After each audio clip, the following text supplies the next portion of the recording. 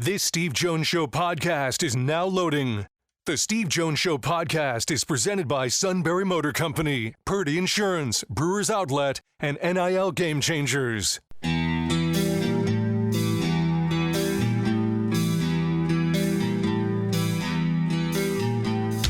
Bringing you an in-depth look at Penn State sports and more. This is the Steve Jones Show on News Radio 1070 WKOK. The Steve Jones Show is presented by Brewers Outlet, Sunbury Motor Company, and Purdy Insurance. Now from the Sunbury Motor Studio, here's Steve Jones.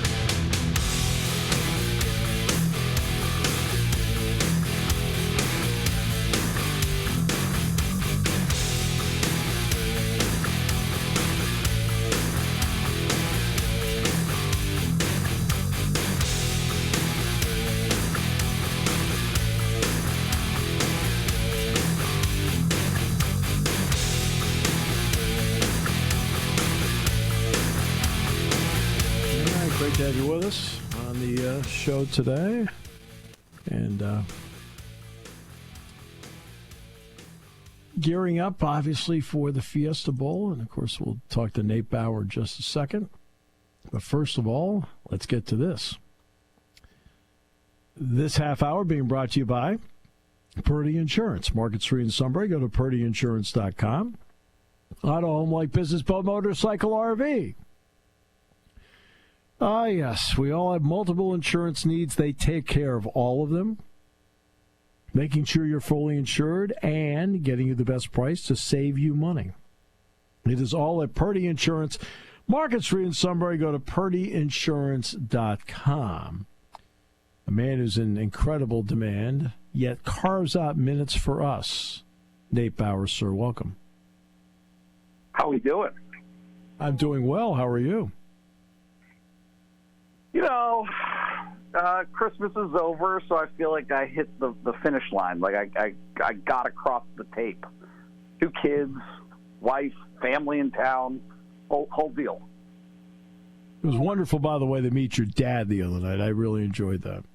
He was thrilled to meet you and wanted to make sure that I told you that he was thrilled to meet you. So you're the celebrity here, sir. Oh, jeez. Oh, brother. Okay. Well, I know. You know me. It's really all about really my ego. You know, we all know. Okay. All right. Okay, so in this scenario, they beat SMU, right back to work. Next step is the Fiesta Bowl. James has tried to keep things as normal as possible. In other words, Wednesday may have been Christmas night, but it was Sunday, off day yesterday, then, back to work, and that's how he's done it, the same way. How important, in your opinion, is that kind of routine to a team? I think it's very important. Some of the guys alluded. They just had a couple of Fiesta Bowl press conferences via Zoom a few moments ago, and I think they acknowledged a little bit some, I don't know what the word is, frustration, disappointment at having to practice on Christmas Day. Nobody really likes that. That's not the best vibe in the world, but you get over it, right? Like you once you get back into the habit and into the routine, I think that everybody was kind of locked in by Wednesday night, and yeah, it's an established trend that they have here. I think and maybe we even fall into this a little bit, is once you fall, like it's almost like we don't know the day of the week right now, right? Right, because I agree. For them, it's what, Tuesday, right? So this is a Tuesday practice right now. Is kind of getting back at it, and then you're going into, in their minds, a Saturday game when really, in reality, it's obviously on Tuesday. Right, and yes, I was at the practice on Christmas night, so there you go. Pros. I was there. I saw it. Now let's get to what they did against SMU. When you look at, the tempo with which SMU played at, the talent level which SMU brought to the table. What did you think of Penn State's overall performance, especially in the conditions? Yeah, I thought it was. I'm fixated on game flow right now, and I think it's not necessarily given enough credit for how much of an influence those types of things have on getting you in or out of your identity as a football team. And so when the other team throws you the ball, right, and you can score 14 points off of it in quick succession, it just totally upended the nature of that game. I'm not sure that I would argue that Penn State played a great game, right?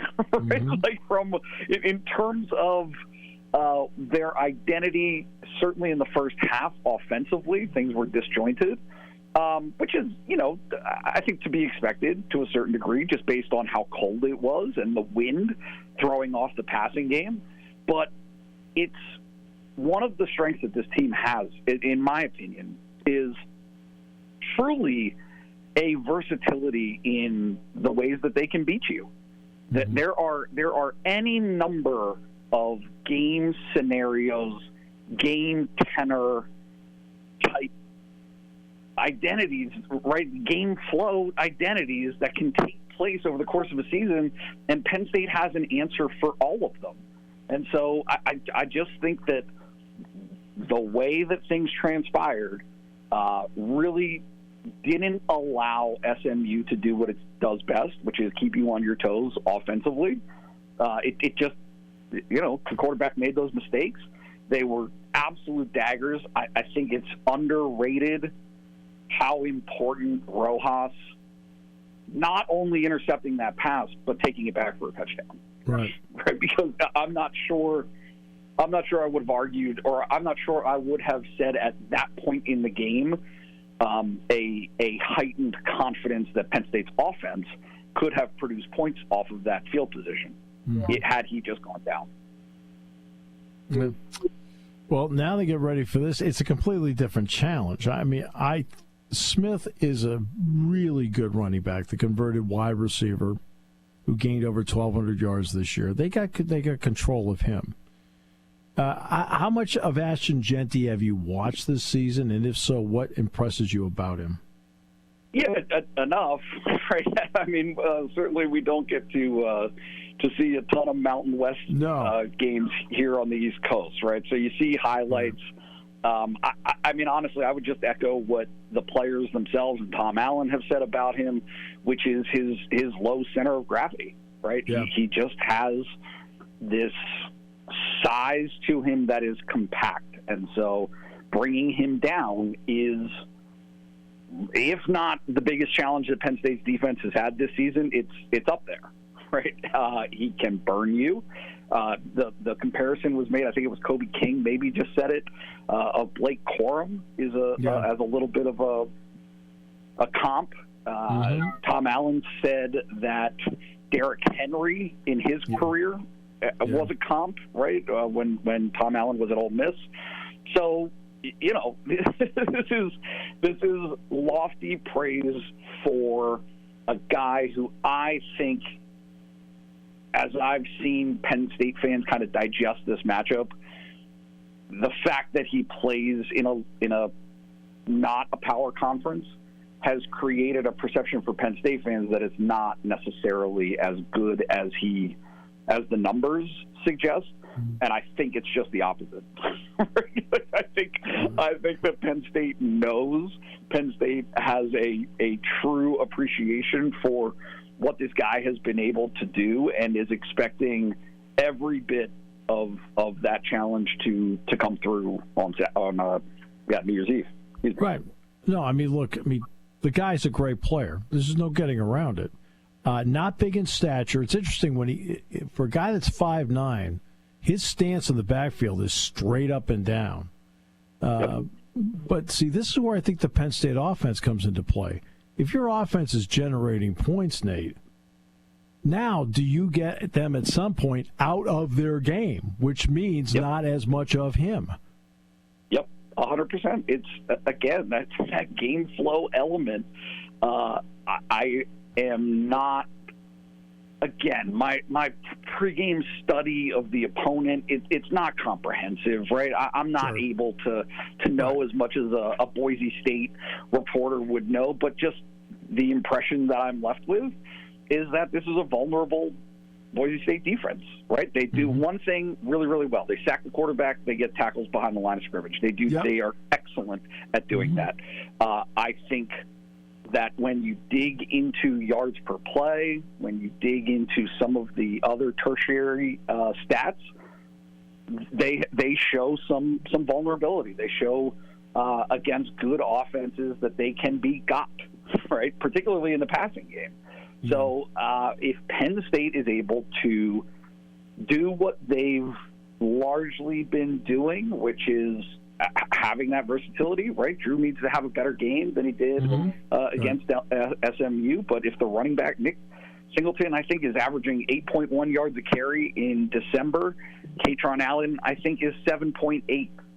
So if those guys can do what they've done and get Drew Allard going too and keep the ball in their hands, yeah, I think there's an opportunity there for Penn State to kind of dictate the flow of the game and, as you said, mitigate a little bit of what that Jeanty can do.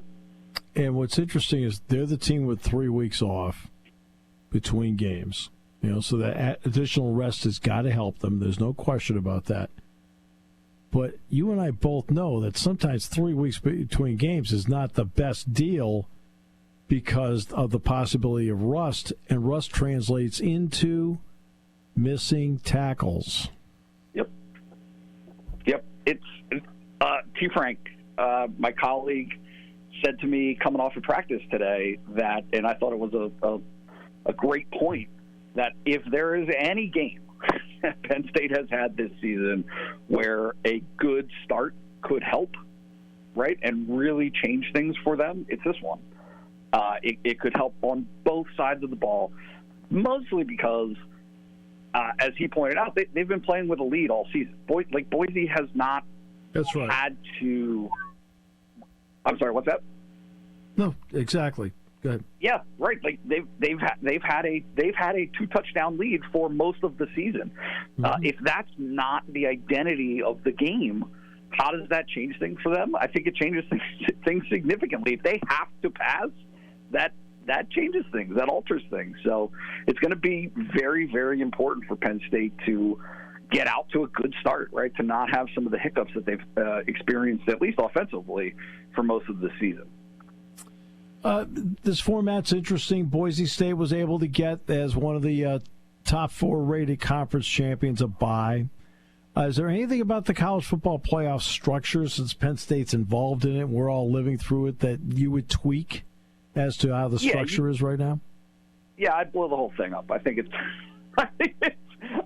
a tremendous, right? Like, the game had to evolve. This is great. The fact that they expanded it to 12 is great. It is going to redefine what success means in college football, which is crucial to college football because everyone has lost their minds, right? For a decade, people thought, and Penn State being the most localized version of it, but Ohio State the same, right?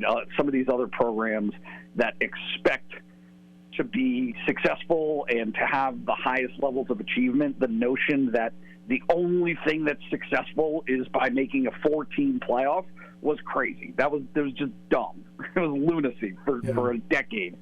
So this is a huge stride to get to 12. I think personally they need a structure, and again, like, I don't have necessarily a detailed answer of how this happens, but there has to be a structure that allows a seeding that is just automatic, that takes humans out of it. I'm the whole Kirk Herbstreit conversation, all of these people sniping each other back and forth would be taken care of if it was simply, hey, this is where you finished in your conference.